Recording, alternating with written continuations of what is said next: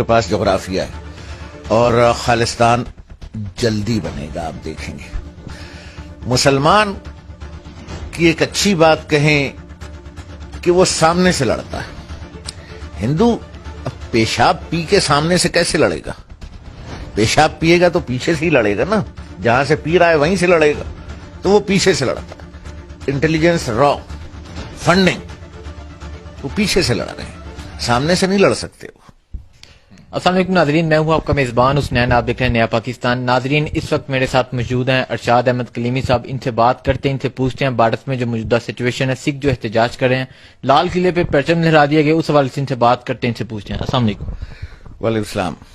سر، جو بھارت میں موجودہ سچویشن ہے، سکھ احتجاج کر رہے ہیں، اس حوالے سے کیا کہتے ہیں آپ؟ دیکھیے، پہلی بات تو یہ ہے کہ آپ نے گرو گرنتھ صاحب نہیں پڑھی. اس کا جو پہلا شلوک ہے جیپو جی، وہ پڑھ لیجیے، تو اس سے آپ کو پتہ چلے گا سکھ وحدانیت پرست ہیں بہت زیادہ. مسلمان بھی وحدانیت پرست ہیں. اور دلی ایک ایسی ہرجائی عورت ہے جو مسلمان سے اور وحدانیت پرست سے عشق کرتی ہے. اندرا گاندھی صاحبہ اپنی جنسی ضروریات کے لیے مسلمانوں اور سکھوں سے دوستی رکھتی تھی، شادی بھی انہوں نے ایک مسلمان سے کی. تو دلی مسلمان سے محبت کرتی ہے وحدانیت پرست سے. دلی کے بارے میں کہا جاتا ہے کہ یہ ایک ایسی ہرجائی عورت ہے جو کبھی کسی ایک کے پاس نہیں رہتی. یہ 7 دفعہ اجڑی ہے، 7 دفعہ بسی ہے، اور اس دفعہ یہ پھر اجڑی ہے اور پھر بسنے جا رہی ہے وحدانیت پرست کے ہاتھ، سکھوں کے ہاتھ. یعنی ایک طرف ٹینک مارچ کر رہا ہے، دوسری طرف ٹریکٹر مارچ کر رہا ہے. ٹھیک ہے، تو دلی ویسے بھی پنجاب کا زیادہ حصہ سمجھا جاتا ہے. دلی ہریانے میں ہے، پنجاب کے ساتھ ہے، اور جتنے فاتحین آئے ہیں وہ وسط ایشیا سے آئے ہوں یا افغانستان سے آئے ہوں، وہ پنجاب سے ہو کر دلی گئے. اس دفعہ بھی پنجاب دلی گیا ہے، اور مودی صاحب نے جو کچھ پنجاب کے ساتھ کیا ہے، یعنی جو ریفارم کے نام پر وہ پنجاب کی زراعت کو ختم کرنا چاہ رہے ہیں، سکھوں کو مارنا چاہ رہے ہیں، سکھوں کو دبانا چاہ رہے ہیں، سکھوں کی معیشت کو کل کرنا چاہ رہے ہیں، لیکن انہیں معلوم نہیں ہے کہ سکھ بہت جاندار ہے. کیوں بھلا؟ وہ وحدانیت پہ ایمان رکھتا ہے. وہ کسی گینڈے کو، کسی ہاتھی کو، کسی سانپ کو، کسی کچھوے کی پوجا نہیں کرتا ہے. وہ اللہ واحد کی پوجا کرتا ہے. وہ سکھ دلی میں گھس چکا ہے. 5 دروازوں سے 5 لاکھ سکھ، اور پوری دنیا میں 3 کروڑ کی جو ان کی ڈیموگرافی ہے وہ ان کے پیچھے کھڑا ہے. سکھ امیر بھی ہیں اور دلیر بھی ہیں.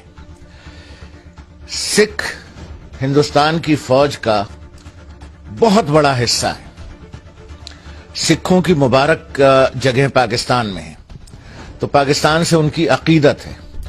وہ سکھ اب دلی میں گھس چکا ہے، اور دلی کبھی کسی کے پاس نہیں رہتی.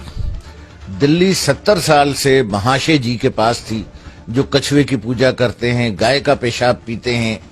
اور ہندوستان اکلوتا ملک ہے جہاں دودھ بہایا جاتا ہے اور پیشاب پیا جاتا ہے.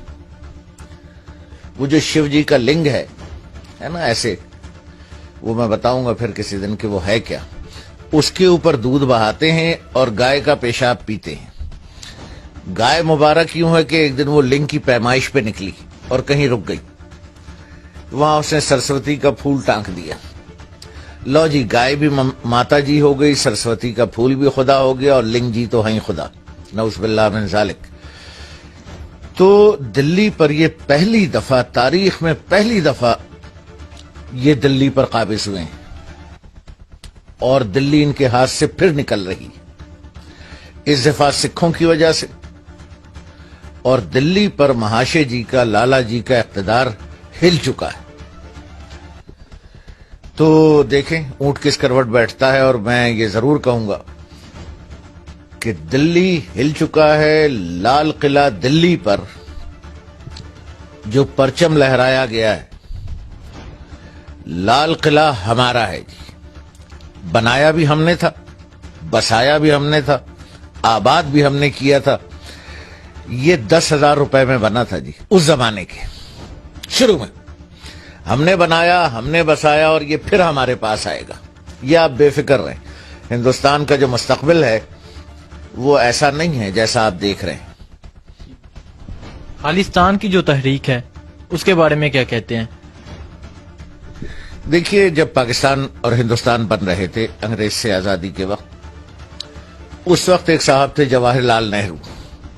جواہر لال نہرو صاحب کا مسئلہ یہ تھا کہ جو انڈیا کے وائسرائے تھے Lord Mountbatten of Burma, ان کی بیوی سے ان کا ذرا معاملہ چل رہا تھا، کوئی عشق کا معاملہ چل رہا تھا. تو جواہر لال جی جو ہیں وہ نہیں چاہتے تھے کہ ماؤنٹ بیٹن واپس جائیں. تو انہوں نے ماؤنٹ بیٹن کو انڈیا کی آزادی کے بعد ہندوستان کا پہلا گورنر جنرل لگایا. تو ماؤنٹ بیٹن کی خواہش تھی کہ وہ پاکستان کا بھی لگ جائیں، لیکن قائد اعظم رحمۃ اللہ علیہ عجیب آدمی تھے، کھرا آدمی، کردار والا آدمی. وہ نہرو جی کا معاشقہ تھا بیٹن کی بیوی سے، تو انہوں نے گورنر جنرل لگا لیا.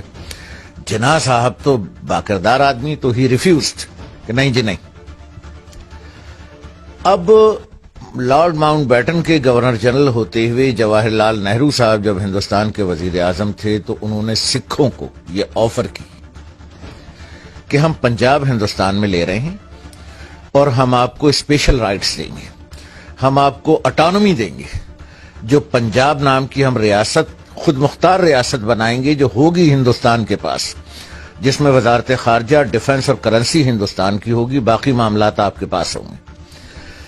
جواہر لال نہرو صاحب ایک عجیب کردار کے آدمی، جیسے میں نے ابھی ذکر کیا، انہوں نے یہ وعدہ وفا نہیں کیا. اور سکھ آج دن تک اس بات کو روتے ہیں کہ انہوں نے جواہر لال نہرو پر اعتبار کیوں کیا. اور ان کے ساتھ جب زیادتیاں شروع ہوئیں، گولڈن ٹیمپل ہوا اندرا گاندھی صاحبہ نے جب کیا، اور بے شمار واقعات ہیں. اب سکھ یہ سمجھتے ہیں کہ انڈین رجیم، انڈین پولیٹیشین جھوٹا ہے، وہ کئی خداؤں کو مانتا ہے، ہم ایک خدا کے ماننے والے ہیں. اب وہ 72 سال کا تجربے نے اسے یہ بتا دیا ہے کہ ہندو قیادت پر وہ اعتبار نہیں کرے گا، وہ کانگریس کی ہو، بی جے پی کو، کسی پر. اس لیے وہ کہہ رہے ہیں جو شروع میں آپ نے ہم سے وعدہ کیا تھا ہماری ریاست بنانے کا، تو ریاست بنائیں. یعنی پنجاب، ہریانہ، اور ہریانہ سے اوپر ہماچل پردیش، ہماچل پردیش سے اوپر کیا ہے؟ یہ لداخ اور تبت ہے. یعنی پاکستان اور ہندوستان کے درمیان میں ایک ایسی سکھ ریاست جو خود مختار ریاست ہو، جو وحدانیت پرست ریاست ہو. اچھا، ایک بات یہ کی جاتی ہے انڈین اور انڈین انٹیلیجنس اور انڈین بدماش صحافی کہ جی اگر خالصتان بنتا ہے تو سکھوں کی تو مقدس مقامات پاکستان میں ہیں، تو پھر اس پنجاب کا کیا ہوگا جو پاکستان میں ہے؟ یہ بھی شامل ہوگا کیا خالصتان میں؟ تو یہ بدماشی جو انڈین انٹیلیجنس اور انڈین صحافی پھیلا رہا ہے، اور ہمارے پڑھے لکھے لوگ آر بائنگ دیٹ آئیڈیا. ایسا کچھ نہیں. خالصتان بنے گا اور ہندوستانی پنجاب اور ہریانہ جہاں دلی ہے وہاں بنے گا، اور اوپر غالباً ہماچل پردیش بھی ان کے ساتھ ہوگا. جلدی بنے گا. دیکھیے ریاست کی نشانیاں کیا ہیں. قوم ہو، سکھ قوم ہے، ان کا جھنڈا ہو، سکھوں کے پاس جھنڈا ہے. ان کا جغرافیہ ہو، سکھوں کے پاس جغرافیہ ہے. صرف ایک کمی، ان کا ڈاک ٹکٹ اور ان کا دستور. جس دن انہوں نے یہ دو بنا لیے تو ہندوستان کی مجال نہیں ہے کہ سکھوں کو قابو رکھ سکے. ہندوستان کی 30% سے زیادہ فوج سکھ ہے، ٹرینڈ آرمی. وہ اگر خالصتان بنتا ہے اور اس طرف آتی ہے تو بہت دلیر فوج ہوگی خالصتان کی، اور انڈین آرمی کی جرت نہیں ہے کہ ان کو منہ دے سکے. اور خالصتان جلدی بنے گا، آپ دیکھیں گے. راہ نے پاکستان میں بہت کارروائیاں کی، بلوچستان میں بہت کارروائیاں کی، پاکستان کو توڑنے کی کوشش کی گئی، لیکن تاحال ناکام رہے. لیکن اب بھارت میں جو سچویشن ہے آپ کے سامنے، تو اس حوالے سے کیا کہتے ہیں؟ دیکھیے، ہندوستان کی ایک المیہ ہے، وہ لڑ نہیں سکتا. وہ سازش کر سکتا ہے, اندر اندر بارودی سرنگیں بچھا سکتا ہے. لڑائی ان کے بس کا روگ نہیں ہے, سازش کے وہ ماہر ہیں.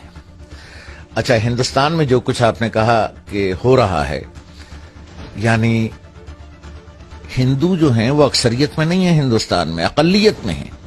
عیسائی ہیں, بدھسٹ ہیں, جین ہیں اور مسلمان ہیں اور سکھ ہیں, 5 قومیتیں ہیں. اس میں ہندو 50% سے کم ہیں. تو ان کے ہاں جو عذاب ٹوٹا ہے, یعنی ہر قوم ایک دوسرے کے ساتھ جھگڑے پہ ہے, تو اس سے جان چھڑانے کے لیے مودی گورنمنٹ اور دیگر انڈین گورنمنٹس یہ مناسب سمجھتی ہیں کہ ہر چیز کو پاکستان پر ڈال کے پاکستان کا ہوا کھڑا کیا جائے, بلوچستان میں انویسٹمنٹ کی جائے, ہمارے سیاستدانوں کو خریدا جائے. مجھے کہنے میں کوئی شرم نہیں. جیسے انڈین ٹی وی نے کہا ہے کہ میاں نواز شریف پر انڈیا کی انویسٹمنٹ ہے, اسی لیے میاں نواز شریف صاحب پاک فوج کے خلاف ہیں.